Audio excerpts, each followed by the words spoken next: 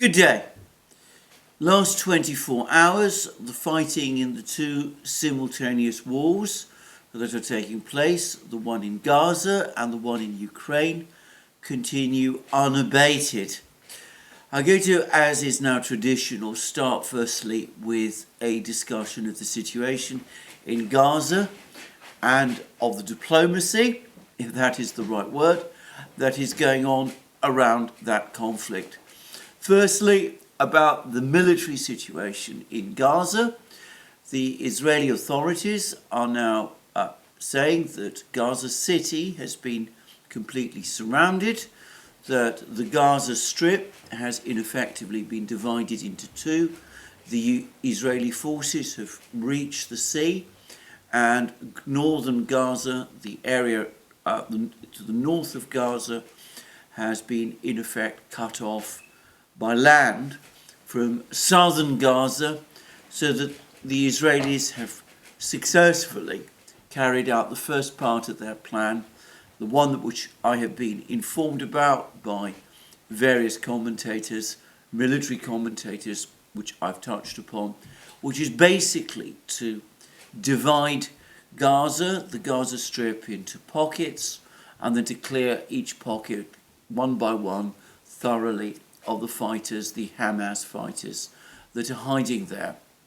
Well, we are also being told that Israeli troops will start to enter the built-up areas, Gaza City in other words, at some point within the next 48 hours.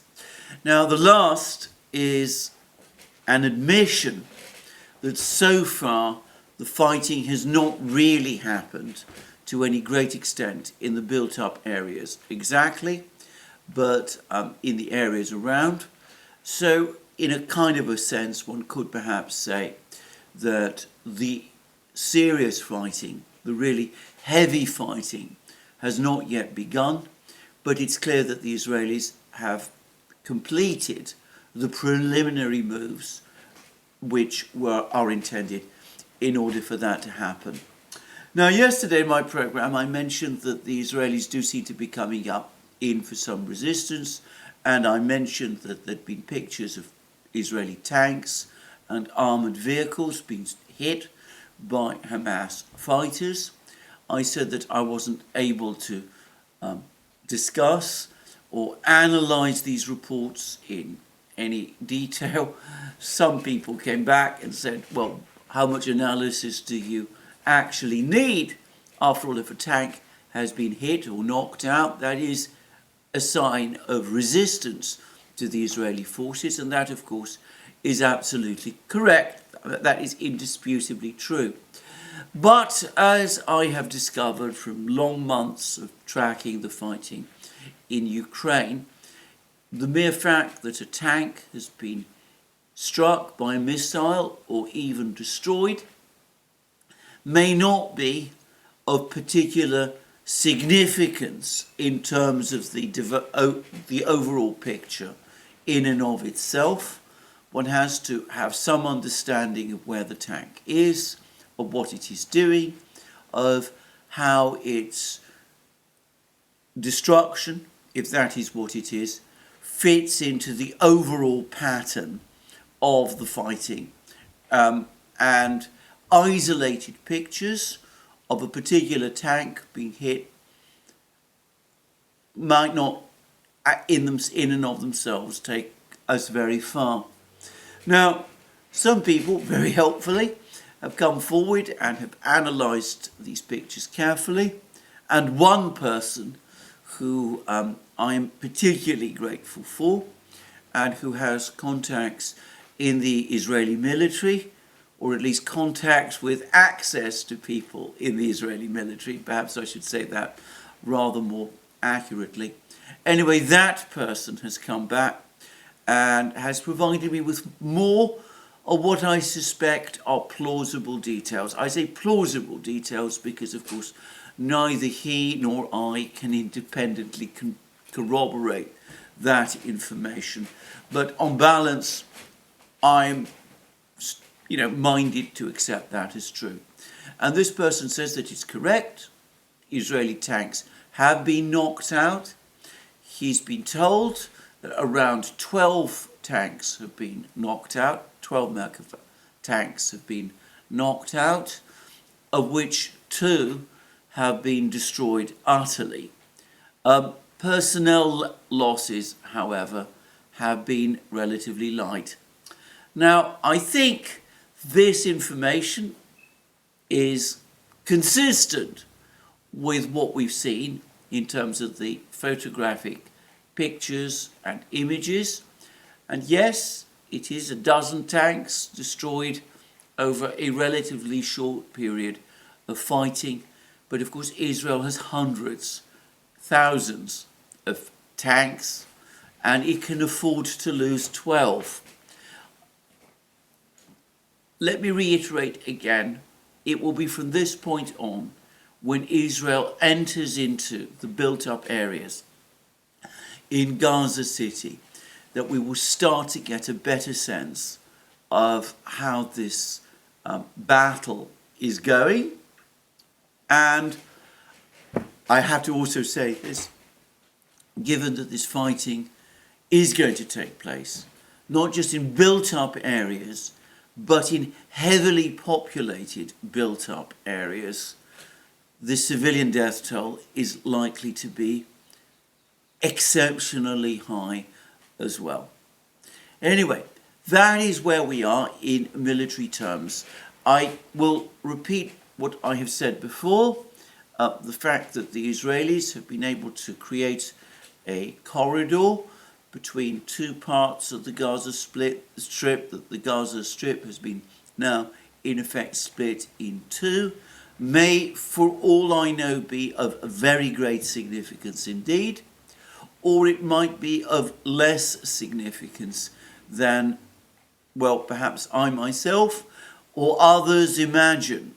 It depends on the scale and sophistication of Hamas's tunnel network, in its ability to send fighters and supplies from the 2 parts of Gaza, and of course about the sophistication of the tunnel network, of the sophistication of Hamas's own military operations. That is something which I think we will only gradually get a clearer picture about. Last but not least, I'm going to say that there's tantalizing reports, which I've seen from a number of people, that this encirclement by the Israelis of Gaza has brought the Israelis within several hundred meters of a particular hospital, which they have identified as being located above the command bunkers and facilities from which Hamas supposedly conducts its entire operation.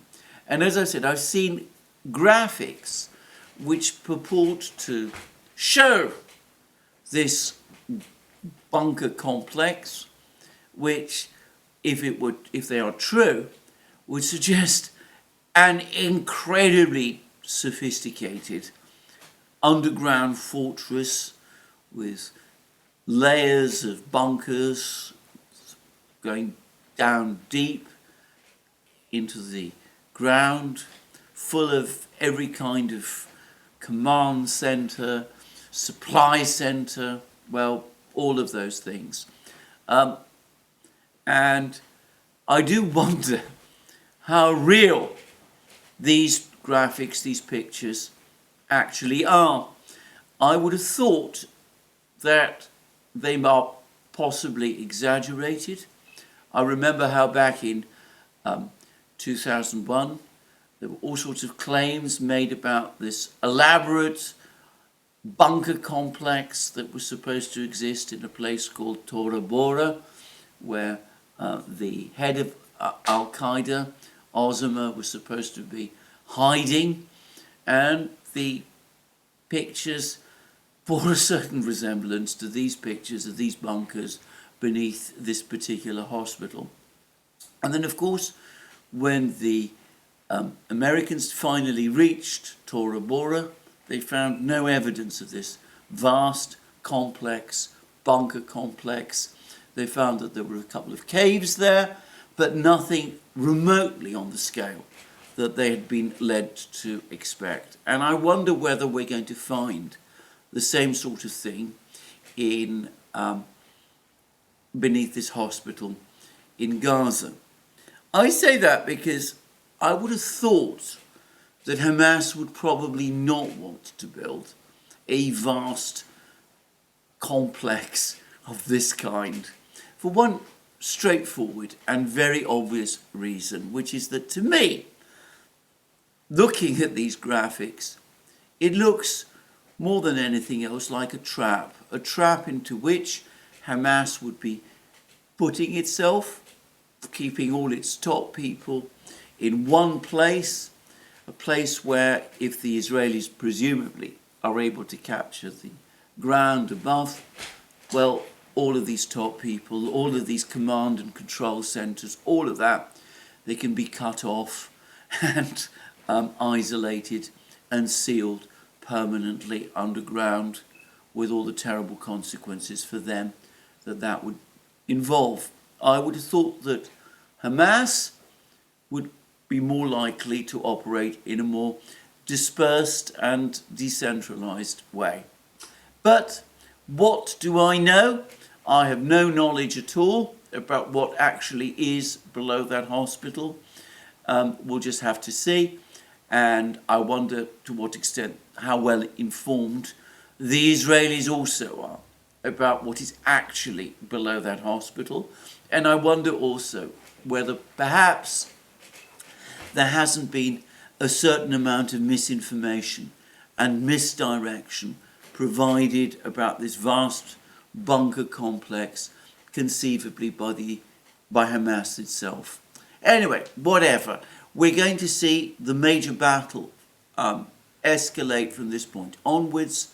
There's going to be enormous civilian casualties. I can't see how that could possibly be avoided now. And the political effects of that around the world are going to be enormous.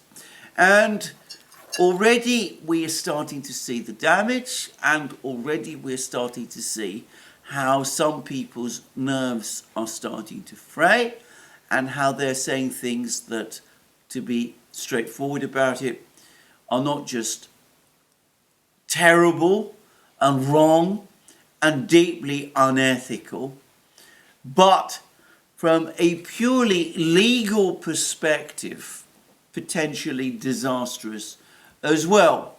And of course, here I am referring to the comments of Israel's Heritage Minister, Amichai Eliyahu.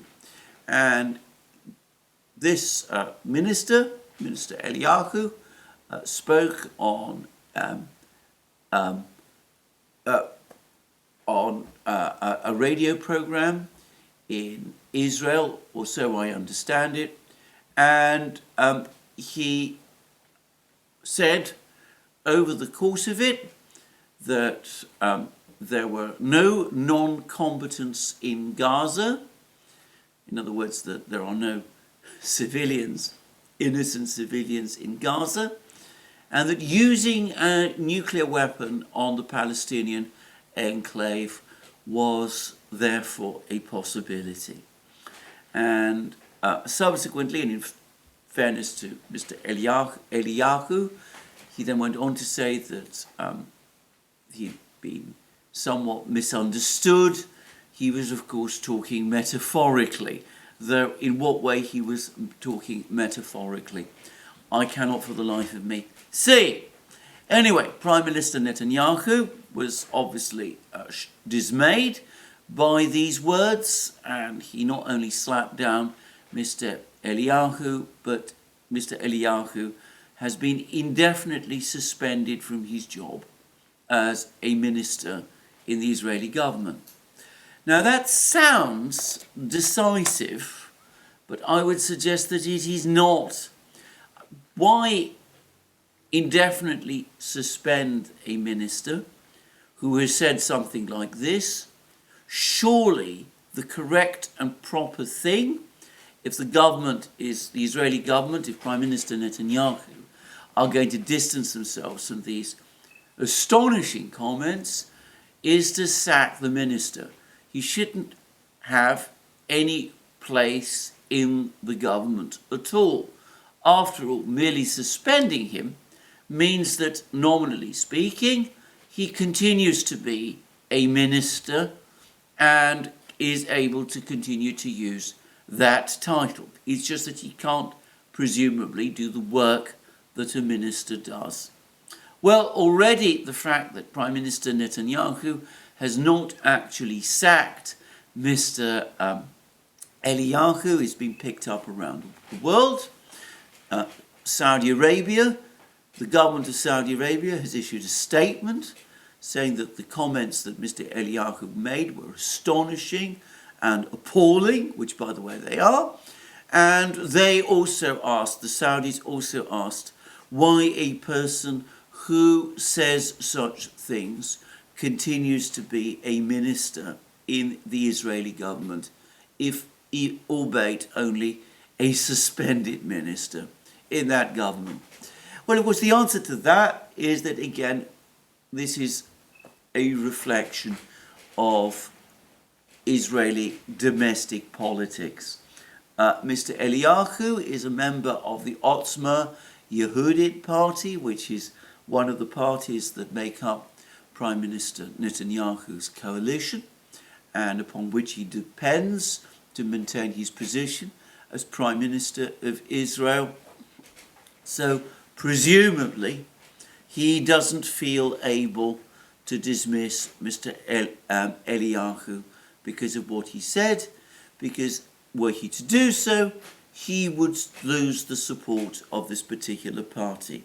Now, this particular party, and I'm not an expert at all on Israeli politics, is apparently one of those very passionate ultra-nationalist parties, perhaps religious parties, that have been supporting the Israeli coalition Prime Minister Netanyahu, and whose rhetoric and inflammatory program discussed by Alistair Crook in that program he did on the Duran with Glenn Deason and myself a few weeks ago. Presumably, Otzma Yehudit is one of the groups that have been talking about setting up Israel, establishing the true state of Israel in the land of Israel, rebuilding the temple, by definition, therefore, demolishing the Al-Aqsa Mosque and the Dome of the Rock, and of course, acting in a way that would make it all but impossible for a Palestinian state to be created, and which indeed, to my mind, leaves no room for the Palestinians at all.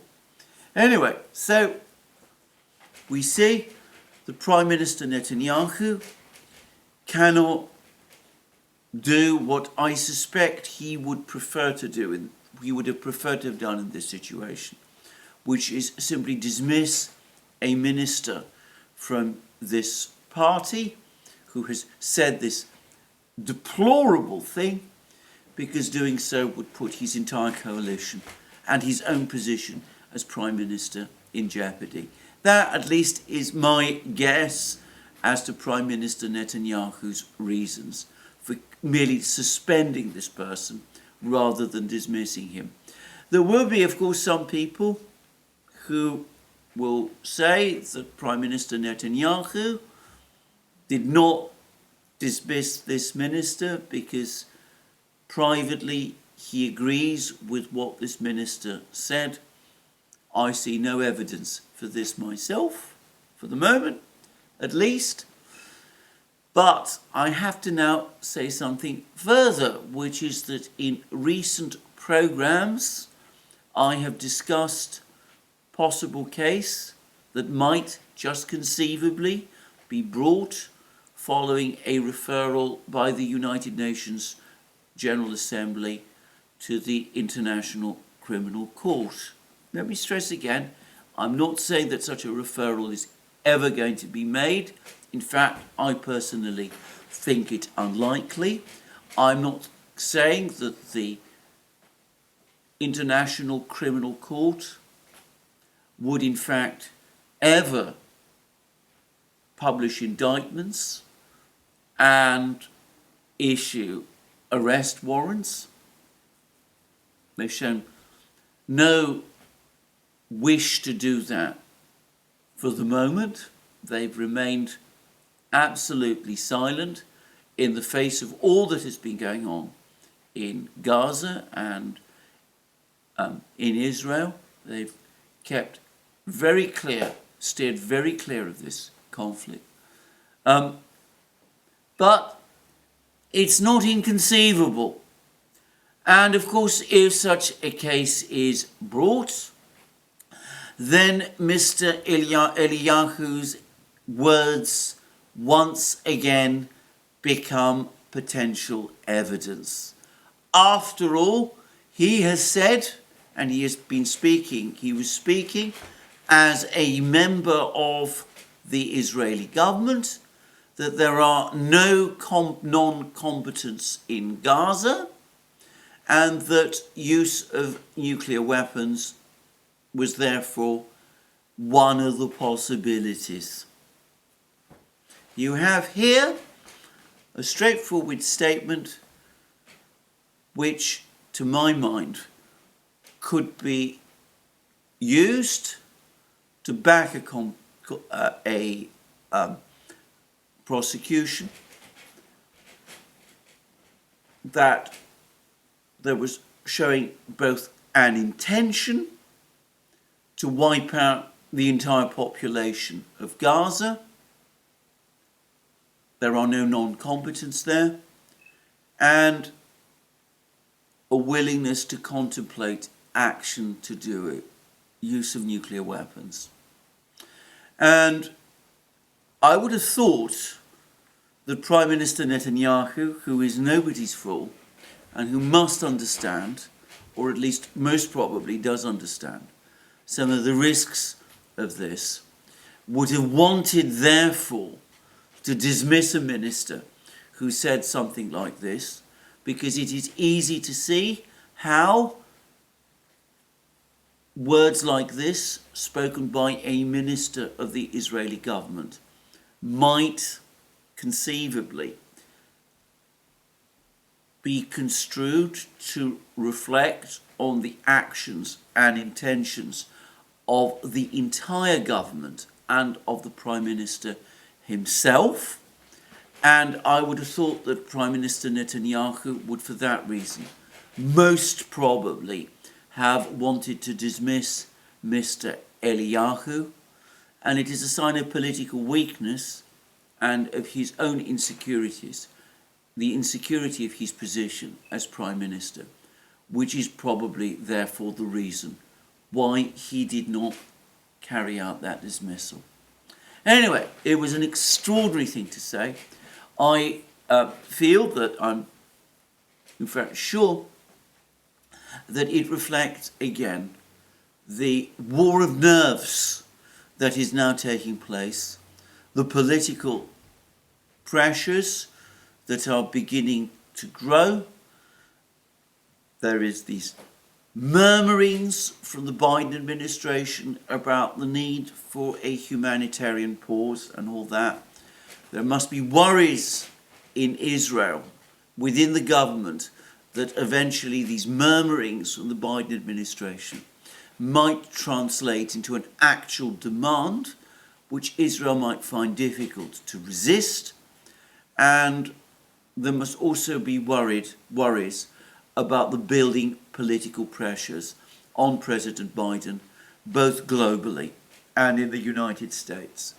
And given that this particular Israeli government and Prime Minister Netanyahu himself do not want to see a ceasefire or even a temporary humanitarian pause, where the pressure would very quickly build internationally, globally, to turn that into an indefinite ceasefire, given that they want to resist that at all costs, one can understand why some people in Israel, including presumably Mr. Eliyahu, are becoming increasingly nervous and are blurting out terrible comments like this.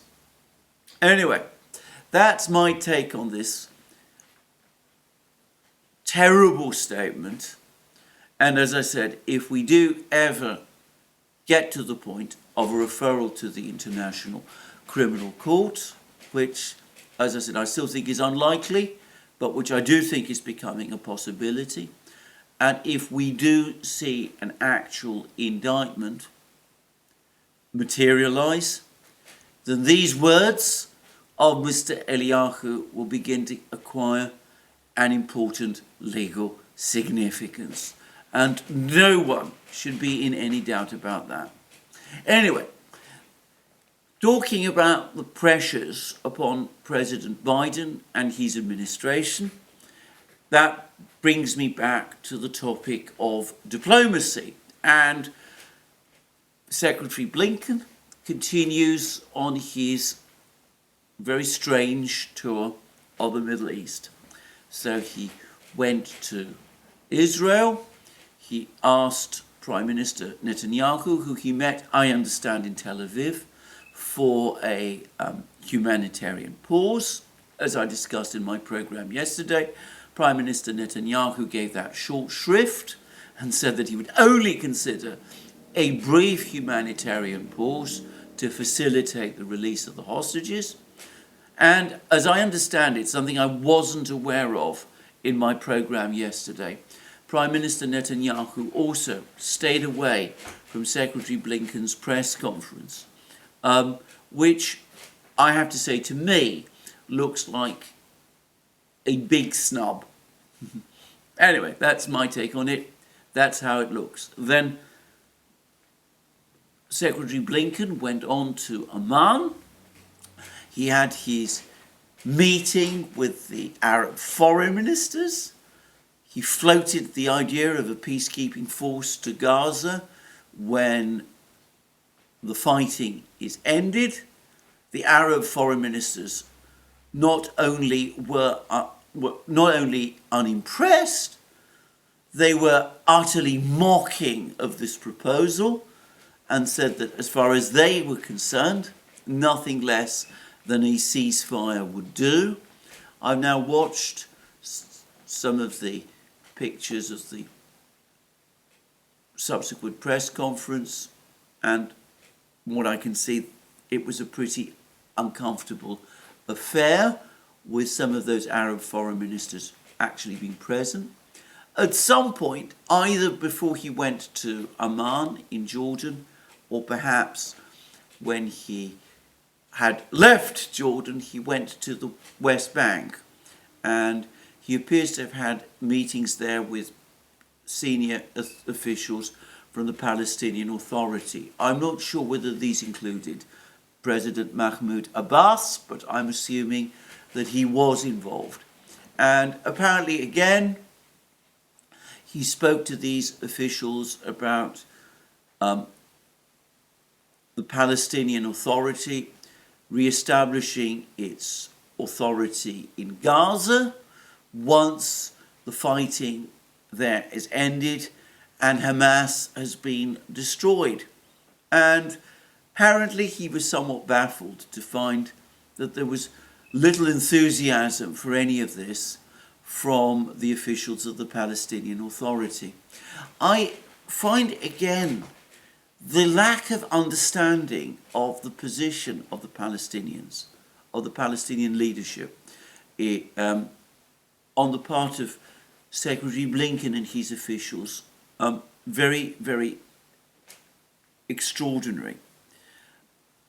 Whatever their feelings, whatever the feelings that the officials of the Palestinian Authority have about Hamas, and every indication that I have seen, the entire pattern of interaction between the Palestinian Authority and Hamas historically leads me to think that the two dislike each other intensely, and that there is no respect on the part of either one for the other, it is simply impossible at this particular time for President Abbas and his officials to come out and say openly and frankly that they look forward to the day when Hamas is defeated by Israel so that they can take control of Gaza in place of Hamas. That would make the Palestinian Authority look even more of an Israeli and American proxy. Then many people in the Middle East, including on the Palestinian territories, think that it already is. So, for obvious reasons, the Palestinian officials will not have welcomed these proposals from Secretary Blinken at this time, and will have probably wanted to steer him away from those kind of discussions. In fact, I'm fairly sure that they would have found the whole discussion with Blinken deeply embarrassing. From what I can also understand, Secretary Blinken showed little interest in the issue that is perhaps more pressing for President Abbas and his officials than any hypothetical discussions about one day restoring the authority of the Palestinian Authority in Gaza. And that is the deteriorating situation in the West Bank itself. In the lead up to the events of the 7th of October, there were increasing tensions between Palestinians and Israeli settlers on the West Bank. There have been many reports of violence on the part of these settlers towards Palestinians. I accept this is the Palestinian view, but it is also the view that is universally reported in the Western media, and I'm no reason to doubt it, that there's been a lot of violence on the part of settlers towards Palestinians. Around 200 Palestinians had been killed in the West Bank this year before the events of 7th of October. Apparently, this has been the year which has witnessed more deaths on the part of Palestinians than any other for many years now. And I also understand that since the events of 7th October, the security situation on the West Bank has got much worse. Now, I don't pretend that I've been keeping careful track of this, and it may be that these reports which I have seen, which discuss the violence, the ongoing violence on the West Bank, are overstating the extent of it, though I must say I think that is most unlikely. But it does seem, or so from what I can tell, that with the general tension, the general increase in tension, violence on the West Bank between settlers and Palestinians is growing, and thus this must be putting pressure on President Abbas and his officials as well. If there is a general Palestinian uprising on the West Bank in response to this violence, then the Palestinian Authority might find itself sidelined also. And it is very easy to see how it too might start to lose control of the situation on the West Bank. I would have thought that for President Abbas and his officials, this is a much more pressing issue than, as I said, the future arrangements in Gaza, which are a matter for another day. But again, everything that I've heard suggests that Secretary Blinken was not especially interested in this issue. Then Secretary Blinken flew on to Baghdad in Iraq, and this was an unannounced visit, which is a remarkable fact in itself. One would have thought that at a time like this, the Secretary of State of the United States, travelling from one Middle East country to another, would want to make the fact of his presence known, and known in advance. I don't remember in the old days senior US diplomats, the Secretary of State especially, acting in this way. But anyway, Secretary Blinken did not announce his trip to Baghdad in advance, though all the indications again are that this was part of his scheduled itinerary. And I can only assume that he didn't want the fact that he was coming to Baghdad to be announced in advance, because he was aware that opinion in Iraq is strongly negative about what is going on in Gaza, and that there might have been mass protests in Baghdad if people found out that he was going there. And of course there's also the worry about what the various Shia militias who are operating in Iraq might do if they found out that Secretary Blinken was coming. Anyway, he then went to Baghdad and he had meetings with the Iraqi Prime Minister and other officials. Again, it's not at all clear to me what the purpose of this visit was. As far as I can see, Secretary Blinken was not talking about some kind of larger diplomatic framework to try to bring this crisis under control.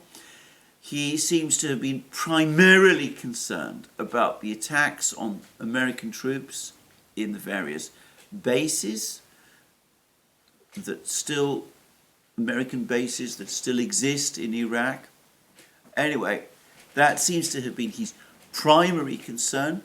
The Iraqi government gave him assurances that they would investigate and try and find out what happened and track down the perpetrators.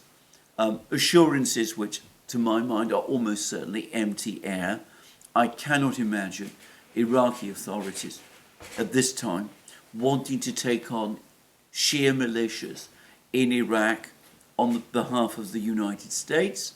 But anyway, nonetheless, that seems to have been the primary purpose of Secretary Blinken's visit. And whilst he was in Baghdad, he gave further warnings towards Iran. We now have confirmation that the USS Eisenhower, the second of the big US carriers, is in the Eastern Mediterranean. So the US forces in the Middle East, already huge in size, have just grown even huger. And, well, I can't help but think that the primary purpose of Secretary Blinken's visit to Baghdad had nothing to do with the crisis in Gaza, or at least not directly. But again, it was about this duel that the United States is fighting with Iran. And again, the Iraqi officials, the Iraqi Prime Minister and the Iraqi government, meeting Secretary Blinken, hearing him talk about these things, they must have felt frustrated and bemused, because of course for them the crisis in Gaza is the forefront issue. And to the extent that the United States might be drifting into a confrontation with Iran, well, that is not something they would presumably welcome at all, and they certainly would not want warnings against Iran to be given by a top American official from the territory of their own country. And after Iraq, Secretary Blinken then flew on to Turkey, and he arrived in Istanbul, where President Erdogan has been making one fiery speech after another about the situation in Gaza. He's now recalled the entire diplomatic cadre that Turkey formerly had in Israel. It's not yet a formal severance of diplomatic relations, but I remember that a couple of days ago I read that Israel had quietly brought back all its diplomats from Turkey, so that there are currently no Israeli diplomats in Turkey. And of course Erdogan has now reciprocated, so all Turkish diplomats have been recalled to Turkey from Israel.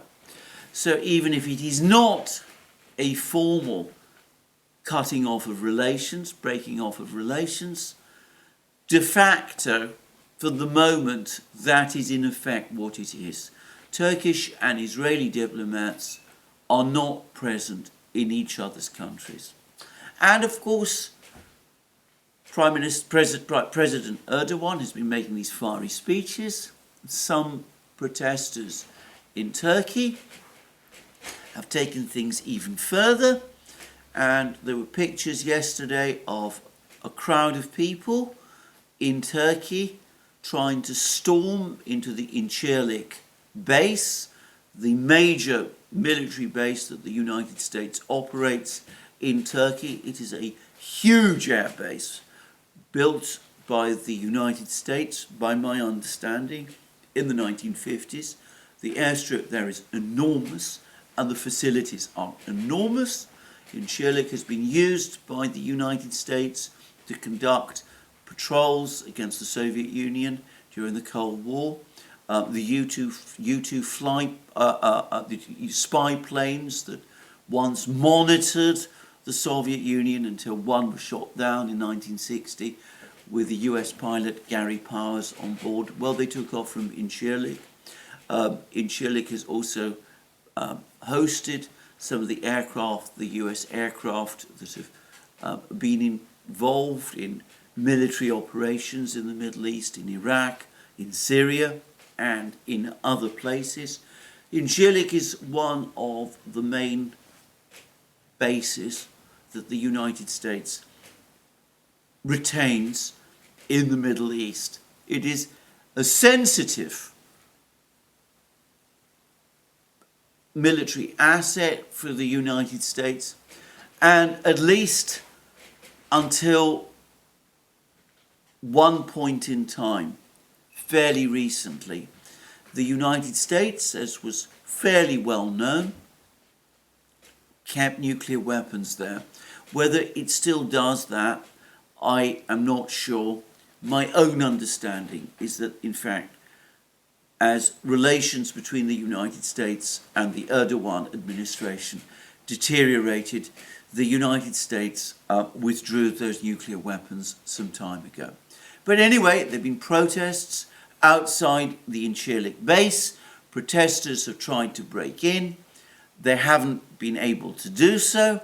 Base security has been able to control these protests, and I suspect the Turkish police and security services have also been making sure that the protesters weren't able to encroach on this base. It would be a matter of very grave crisis indeed, were they ever to succeed in doing so. But anyway, Secretary Blinken flies into this storm. He arrives at Istanbul airport. There isn't a single official of the Turkish government apparently present to receive him. The Turkish foreign minister isn't there, the prime minister isn't there, President Erdogan himself isn't there. Apparently the only official who met him at the airport was the deputy governor of Istanbul province. Now, again, I should quickly qualify that last observation. I read that on a Telegram, that last thing on a Telegram channel. I'm not absolutely sure that that is correct, but I believe it is, and if it is indeed the case, then this is yet another studied snub, insult if you prefer, to Secretary Blinken, this time from the Turks. This has been not so much a disastrous visit. I can't say that it has necessarily made the situation in the Middle East worse. Some respects it perhaps has, because the situation is drifting increasingly and is only precariously under control. But it is overall a pathetic spectacle. One gets the feeling that the senior diplomat of the United States is somewhat aimlessly shuttling around from one Middle East country to another, and is having the doors in every one slammed in his face. Prime Minister Netanyahu rejects his call for a humanitarian pause, won't turn up to the press conference. The foreign ministers in Amman publicly disagree with him and ridicule him. The Palestinian officials in the West Bank are baffled and aren't showing any degree of enthusiasm or interest in him. The Iraqis, the Iraqis ditto, and are probably embarrassed at the very fact of his presence, and the fact that he's hurling out warnings to Iran from their country, which I'm sure they don't welcome at all. And now he goes to Turkey, and it seems as if the Turkish government isn't too keen to see him either. I have to say this is, as I said, a pathetic spectacle, and it shows how little confidence there is in Secretary Blinken, obviously, but ultimately in the administration as a whole, and in the President himself, from all the leading players in the Middle East. And note that whilst Secretary Blinken was in the Middle East, even as Mr. Eliyahu was making his extraordinary comments about using nuclear weapons, Secretary Blinken had nothing of importance to say about that. Nothing, by the way, was said either, I noticed, by any European government either. It seems like an age ago, but in fact it was only a few months ago that we had all kinds of commentaries and debates and discussions in the West about misconstruing, by the way, statements by President Putin and Dmitry Medvedev about nuclear weapons, and people were saying that the Russians were rattling the nuclear saber, and that this was reckless and irresponsible, and there were articles about it, and there were leaks about it, and I seem to even remember that President Biden himself had something to say about it. And here we have a minister of the Israeli government, a suspended minister, not a sacked minister, talking about use of nuclear weapons, possible potential use of nuclear weapons. And Secretary Blinken, the President of the United States, the President of the European Commission, the heads of all the European governments, they have absolutely nothing to say. The one thing I suspect that unites every single government in the Middle East, every one, the Israelis and the Arabs and the Iranians as well, is scorn for the present government, the present administration in Washington. None of them take it seriously, and this dreadful visit, this dreadful tour of the Middle East by Secretary Blinken simply underlines the fact. If the administration thought that these huge deployments of warships, the presence of the 2 aircraft carriers, the deployment of the surface-to-air missiles, the deployment of the F-35 fighter jets and all that those reminders of American power would cause the Israelis and the Arabs to take Blinken more seriously, well, then they have been disabused. Anyway, that's where we are. A bizarre visit. As I said, I don't completely understand its purpose. Once again, it seems to me that the Americans are spending nearly all the time talking with each other. We come up with harebrained schemes, or at least very, very premature schemes for peacekeeping forces.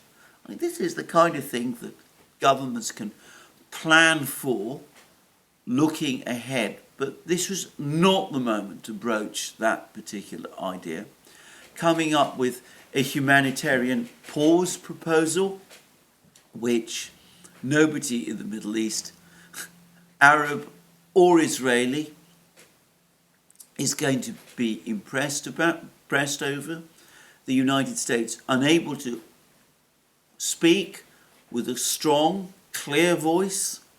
And again, Secretary of State, as I said, shuffling from one country to another, finding that people are not listening or very interested in what he has to say. And other countries are starting to pick up on this fact, and perhaps the most interesting one is China.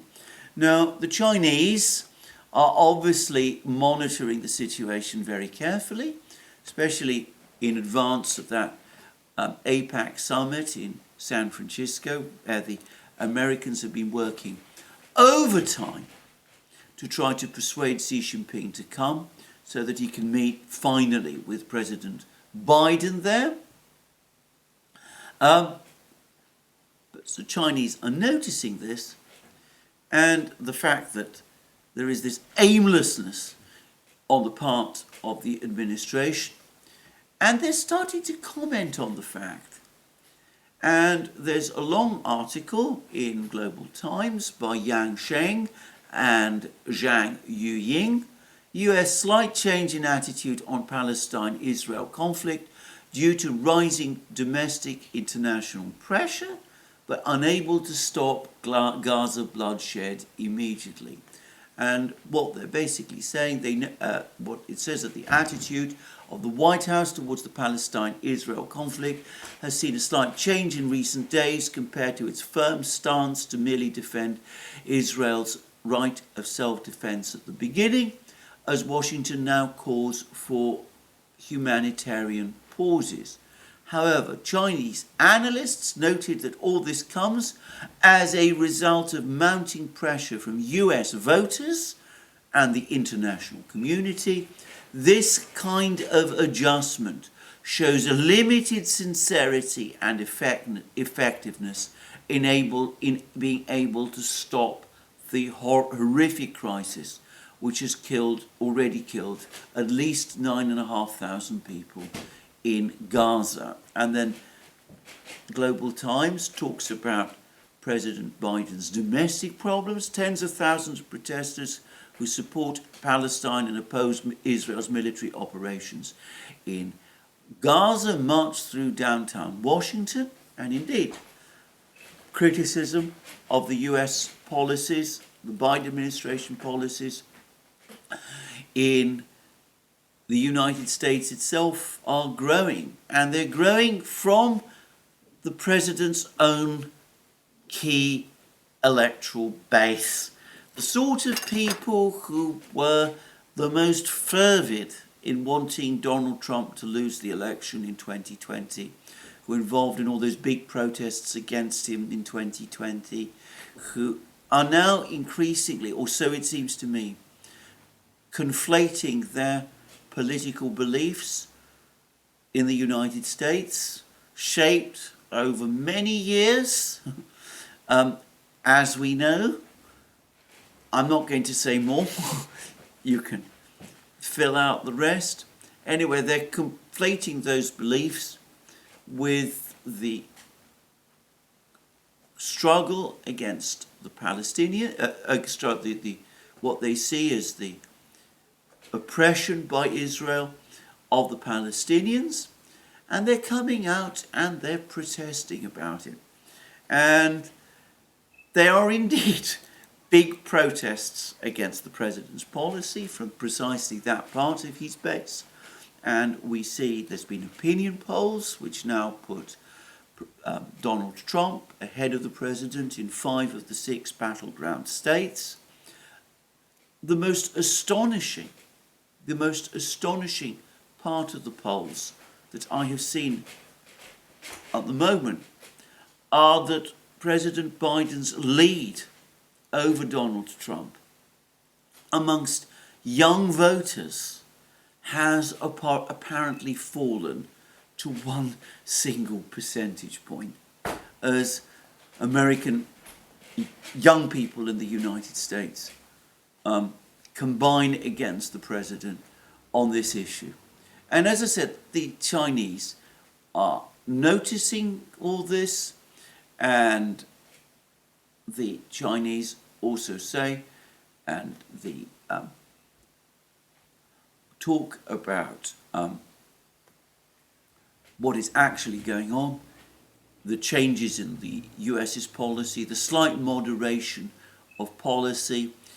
We have comments like this. Ma Xiaolin, senior professor and dean of the Institute for Studies on the Mediterranean Rim at Zhejiang International Studies University, told Global Times that the humanitarian pauses recently mentioned by Biden and Blinken is a term that the United States is using to replace ceasefire or humanitarian truce, a position between supporting Israel to continue its war in Gaza and responding to international calls for a ceasefire.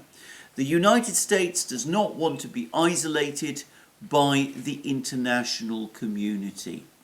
And Chinese analysts, this is Global Times, said the most sincere and effective way to realise an effective and sustainable ceasefire and stop the bloodshed in Gaza is to let the UN Security Council pass a resolution calling for a ceasefire and not to one-sidedly stand for Israel and defend Israel's killing of Palestinians.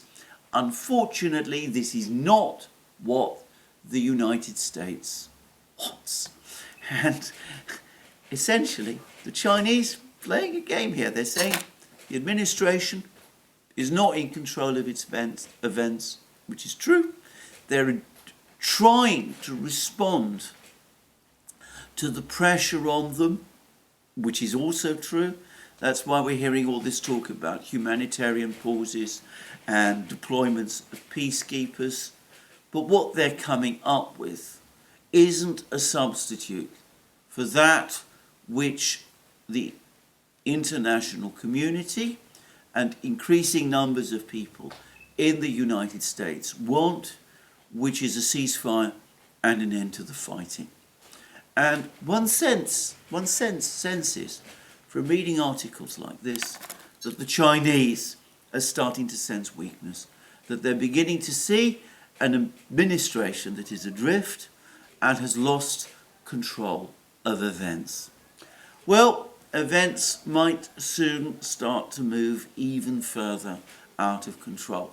The Chinese talk about, Global Times has just talked about, the way to end the conflict in Gaza being for the Security Council to pass a resolution demanding a ceasefire in Gaza. And of course, China will soon be chairing the Security Council, and they will be able, therefore, to dictate the agenda, at least to some extent. And of course, we're also having an important summit meeting of countries, Arab countries, apparently taking place in Riyadh very soon. We will see what comes of that, but I suspect that more steps to pursue a ceasefire will be taken there.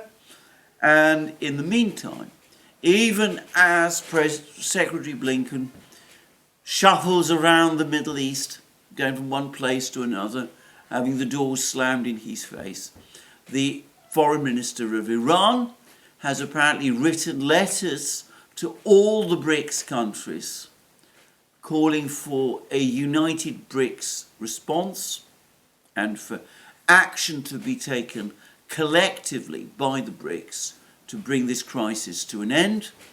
And I can't help but think again that this is all partly intended to orchestrate moves by the BRICS countries at the Security Council and at the General Assembly. So we're going to probably see moves in Riyadh, meeting together maybe of the BRICS states and of the Arab states. I suspect there will be diplomats from the BRICS states also present in Riyadh, and we'll be seeing more attempts to try to mobilize international opinion. Another draft resolution calling for a ceasefire, no doubt, will be presented before long to the Security Council in New York, and of course the UN General Assembly remains in session, and it's quite plausible that further moves before long will be taken there also. In the meantime, Jordan, even as I've been making this program, has apparently announced that if there's any steps taken by Israel to drive people, civilians, out of either Gaza or the West Bank, then Jordan will construe that as a declaration of war. A declaration of war, presumably by Israel against Jordan, though as far as I see, from what I understand, the statement isn't fully clear about that. Now, again, I would say that I don't think that means that Jordan will immediately take up arms and fight Israel. What I take it to mean is that the Jordanians will construe the situation to have reverted back to what it was before Israel and Jordan concluded a peace treaty some years ago, and that will mean, of course, a full severance of diplomatic relations between Jordan and Israel. And again, the Jordanian government, with a very large Palestinian population in Jordan, I believe in fact they're the majority people in Jordan, perhaps feels that it has no choice but to start making these moves. And more broadly, the international reaction continues to strengthen. I gather that South Africa has now also recalled its diplomats from Israel, and no doubt there will be more steps of that nature being taken before very long. Overall, the situation, it seems to me, is clear. Prime Minister Netanyahu is single-mindedly focused on a military campaign in Gaza. I cannot be certain of the outcome of that. If it fails, then of course he is in very serious difficulty. But of course, if it fails, he will also drag down the United States with him, and he will also, in my opinion, have worsened Israel's overall position. But at least he is working to some kind of clear objective and plan, dangerous and reckless though it may be. The administration itself just bobs along, responding to events. It's deployed vast military forces to the Middle East. It's recoiled so far from using them. Its chief diplomat, the Secretary of State, is going through this shambolic trip through the Middle East, and the situation gradually is drifting away. A sense of some purpose in Israel, a clearer sense, a sense of diplomatic activity between the BRICS states and the Arab states, with an ultimate objective there in mind also, and an American administration that has lost control of events, has no real idea what to do, and is simply reacting to events as they happen. Anyway, that's my take of the situation at the moment in the Middle East. Perhaps I have spent too much time discussing what the United States is doing or not doing, but the United States has dominated Middle East diplomacy for so long. It has always been the country to which people have looked to for solutions, even if in truth those solutions more often than not have ended up making the situation worse still than it was before. But anyway, perhaps I spent too much analysing what the United States has been doing, but it's fairly clear to me that for the moment at least, the US is not in control of events, and that the current president, is not equal to the task of bringing them under control. I understand that some senior people in the US on the Democratic Party, people like Mr. Axelrod and people like that, are now again saying that it's time for the president to quit. They've left it dangerously late to say that, but anyway, the fact is he's not in control of events, and he doesn't seem to have a clear idea of the way forward. Well, the situation remains, as I said, very bad in the Middle East. It's no better for the United States in Ukraine also. Now, yesterday I was talking about the growing political crisis in Ukraine, the now open rift between President Zelensky and his generals, which, to be clear, has not been resolved.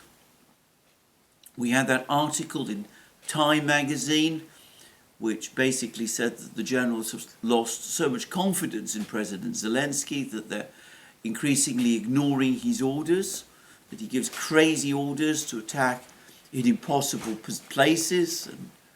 And these orders are not being fulfilled. But anyway, none of those problems have been resolved, but the battles continue. And there was a severe blow for Ukraine yesterday. Perhaps not a blow that will change the direction of the war in and of itself. It's something that has happened to the Russians also. But coming at this particular moment, it must have been a very embarrassing affair for Ukraine, because apparently on the Zaporozhye front, not far from Rabotino and Verbovoye and all of these places, some Ukrainian military officer decided to have an award-giving ceremony, and the troops were lined up in the field apparently as the decorations were being handed out. And of course the Russians got wind of this event. Their drones were apparently observing what was happening, and an Iskander missile struck, and according to some reports up to 50 people were killed, including 22 officers, including some very senior officers indeed. Now, similar things, as I said previously, have happened to the Russians. This is not the kind, and in itself, a big event. It's the kind of thing that does happen in war. But it was interesting for me that President Zelensky immediately admitted to this incident, spoke of criminal acts by whoever was responsible for holding the ceremony in that kind of way, and confirmed this incident. And again, coming in the context of a purge, an ongoing purge of Ukrainian military officers, and rumors that President Zelensky is now, and his officials are now tilting at General Zaluzhny, whom they're furious with because of that interview that he recently gave to The Economist, which in effect admitted that Ukraine is losing the war. I can't help but think that what is happening is that President Zelensky and his officials have seized on this incident to highlight more incompetence and negligence on the part of senior commanders within the Ukrainian military, and that ultimately is going to probably include General Zaluzhny himself. And I continue to believe that his days as Commander-in-Chief of the Ukrainian military, well, I suspect that those days are numbered. But anyway, even as that is going on, and it must be deeply distressing and embarrassing for people in Ukraine and in the military to learn about things like this, the military picture continues to deteriorate. And again, there's been a lot of discussion about what is happening in particularly three places: in Avdeyevka, in Bakhmut, and in Kupiansk. It's not, again, perhaps entirely easy to get all of the details, but the long and the short of it is that in every single one of these places, the Russians continue to advance. It's a couple of 100 meters there, here, perhaps a kilometer there. Never dramatic advances, no attempts at carrying out big breakthroughs, but anyway, steady advances at all points along the line. And the Ukrainians continuing to suffer heavy losses. And in Avdeyevka specifically, I've seen reports now that the gap between the two pincers that are gradually closing on Avdeyevka has now shrunk to around 5 kilometers. So it can be crisscrossed by Russian artillery. So already use of the roads and into Avdeyevka is probably becoming difficult for Ukrainian soldiers, for the Ukrainian military. And all the indications are that it's going to become more difficult still. There's reports that the Russians have now successfully consolidated their positions west of the railway that they were pushing towards on their northern pincer, that they're now on the outskirts of this village of Stepnoye, which by the way also lies on the way to Berdichi, this other village, which if they were to capture, it would apparently would bring the Russians very close to closing the trap around Avdeyevka. And there's also more reports that they're starting a creeping offensive into the Avdeyevka coke plant. And there are also reports that the southern pincer has also started to advance and to make movements as well.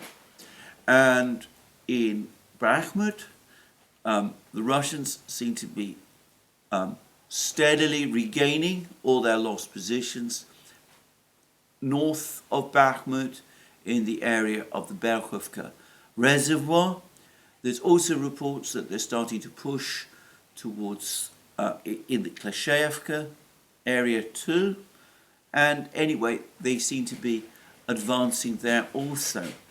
And there's also apparently significant Russian advances in the Kupiansk area as well, where the Russians do seem to be moving more towards an envelopment of the Ukrainian troops rather than aiming specifically for the recapture of this particular town. But I'm not going to try and discuss each and every one of these battles in detail. Suffice to say that reports from Ukrainian sources are becoming increasingly bleak about the overall military situation.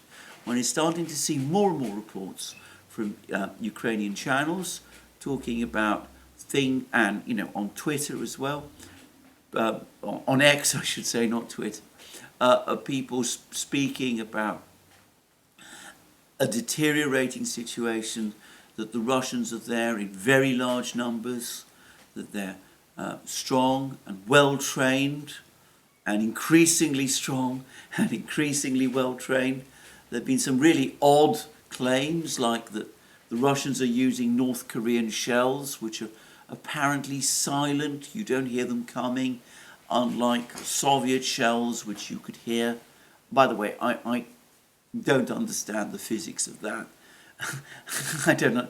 I mean, presumably what is happening, this is a guess, is that the Russians are launching subsonic shells of some kind, which probably don't make the noise that the much more powerful hypersonic,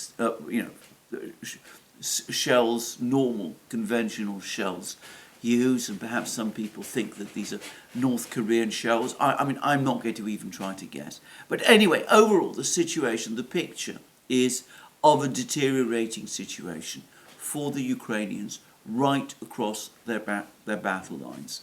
And also increasing comments from Ukrainian officials about how they are desperately, their energy system is in a very precarious condition, that the Russians have at least as many cruise missiles available in their stockpile to attack Ukraine's energy system as they did when they launched their previous offensive on the energy system last year, and that the Ukrainian energy system is in much worse shape this year than it was last year.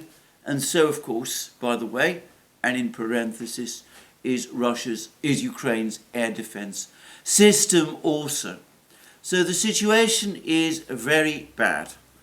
But of plans, proposals, ideas to turn it round, for the moment there are none. President Zelensky, as I discussed in several programs, now for the moment continues to insist that the war must go on until total victory.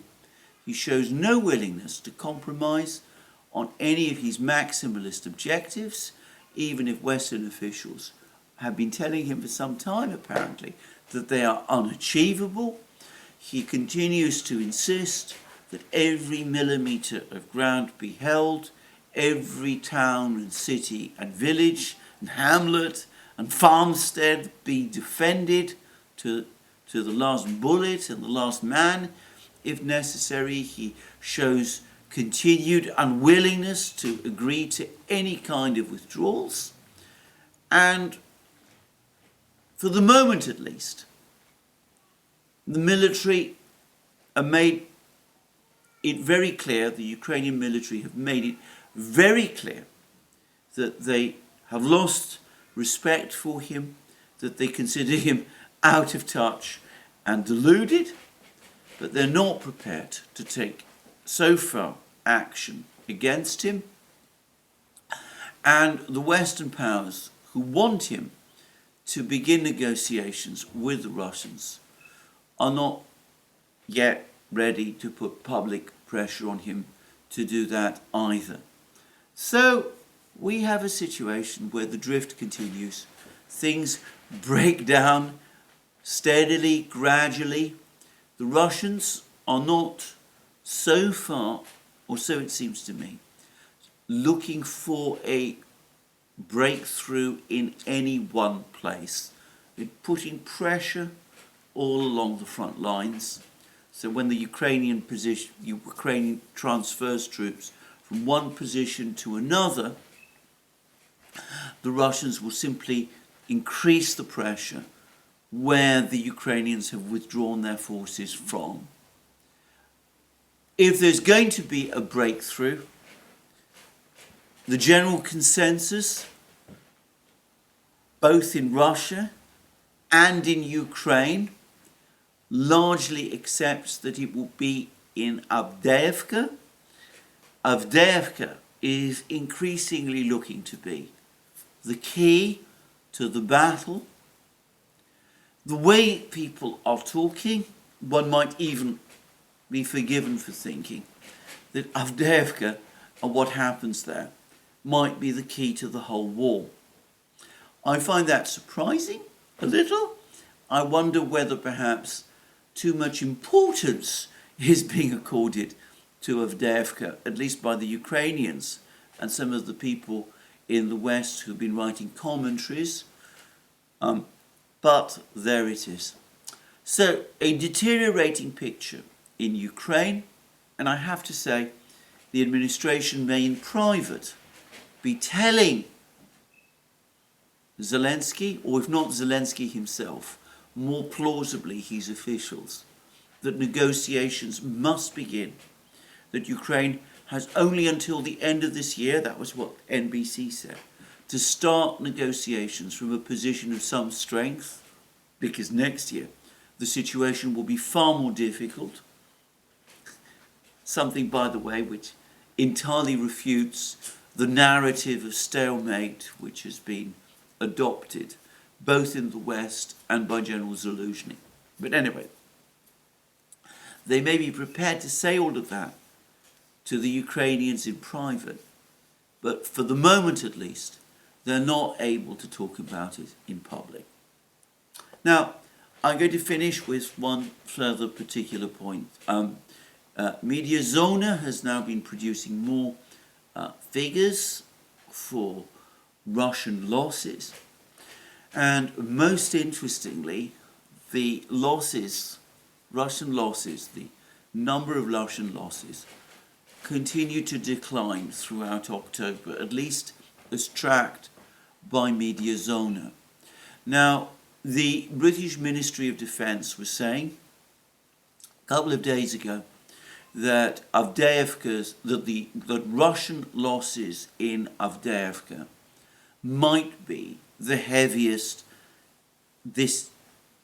so far this year. Heavier than was the case in the fighting in Vuhledar in January, and heavier than was the case during the Battle of Bakhmut. Well, the Media Zona figures don't substantiate that. They suggest that Russian losses continue to be on a downward trend, even as the Russians move towards an offensive. Now, it could be that there is a time lag between losses being incurred and losses being reported, and that this is what explains the continued fall in reported losses. But for the moment, at least, my own sense is that all those claims about hundreds of tanks, Russian tanks, and thousands of men dying in Avdeyevka, I always thought that they were exaggerated. It's increasingly looking to me as if they are untrue, and I think that perhaps that's the view we should all be taking about them.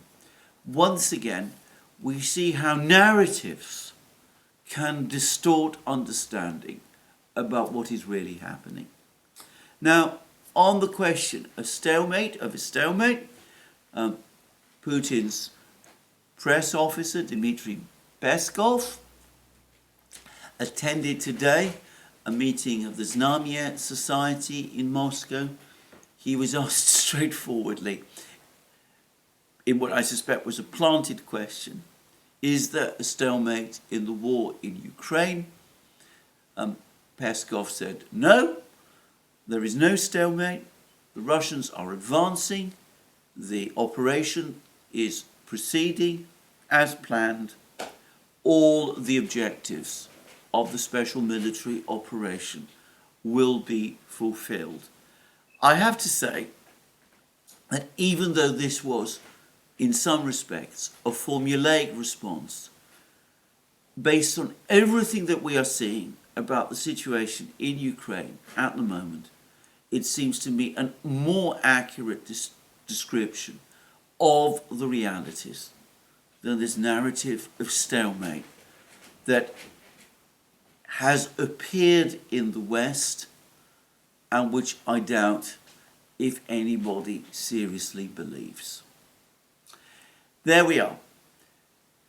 Drift in the Middle East, drift of a different kind in the face of gathering military failure in Ukraine, no clear idea of the way forward, of a president who's losing control of events, but who remains in place and who there is no sign that he's prepared to go.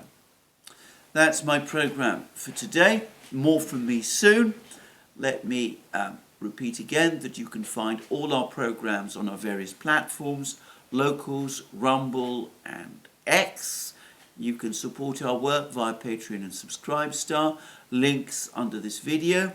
Please also remember you can go to our shop and buy yourself the amazing things that you will find there. Our magic mugs, our hats, our hoodies, our t-shirts, our sweatshirts, all those great things. And last but not least, if you've liked this video, please remember to tick the like button and to check your subscription to this channel. More from me soon. Have a very good day.